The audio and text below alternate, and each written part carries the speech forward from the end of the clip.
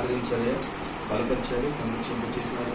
ఆరోగ్య బలములను స్థిరపరిచి బిడ్డ శారీరకంగాను మానసికంగాను ఎదగగలుగుటకు తోటి చూపినటువంటి విధానం బట్టి అన్ని పొందాల్సిన ఈ సమయంలో ఈ లోకంలో మేము తీసుకునేటువంటి ఘన పదార్థములను ఘనాహారం ఏదైతే ఉన్నదో దాన్ని కూడా మా బిడ్డలకు అందింప చేయడం, తగినటువంటి పోషణ మా బిడ్డలకు వారి ఎదుగుదలకు కావాల్సినటువంటి పోషణ అందింప చేయగలుగుటకు సమయంలో వారి బిడ్డకు అన్నప్రాసన అనేటువంటి కార్యక్రమాన్ని మేము జరిగిస్తున్నాము.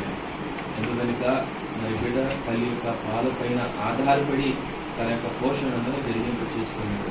ఈ సమయంలో ఈ లోకంలో ఉన్నటువంటి ఘన పదార్థాలను అందింప చేస్తుండగా బిడ్డ మీ చేతులకు అప్పగించుకుంటున్నాము.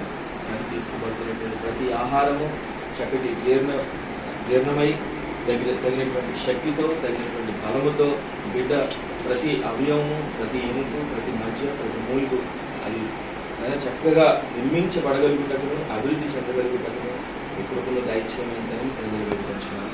ఆహారం ద్వారా వచ్చినటువంటి శక్తి ఏదైతే ఉన్నదో ఆ శక్తిని ఆ బిడ్డ సద్వినియోగం పరచుకోగలుగుటకు సహాయం దయచేయాలి.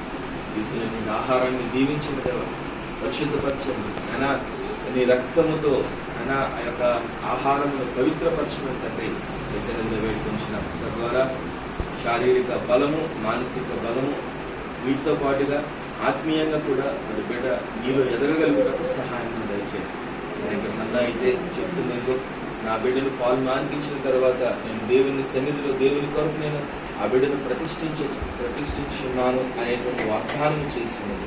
అవును ప్రభు, నీ చేతుల నీడన సమయాలు అప్పగించింది. అలాగే మేము కూడా దయచేసి ప్రభు నీ చేతులకు అప్పగించుకోగలుగుటకు సహాయం దయచేయండి. నీ నడిపింపులో బిడ్డ వృద్ధి చెందుటకు సహాయం దయచేయండి.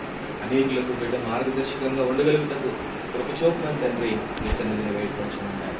అనే సమయంలో చదివించినటువంటి కుటుంబాన్ని దీవించి ఆశీర్వదించండి, రెడ్డి చాటులను ఆదరించండి.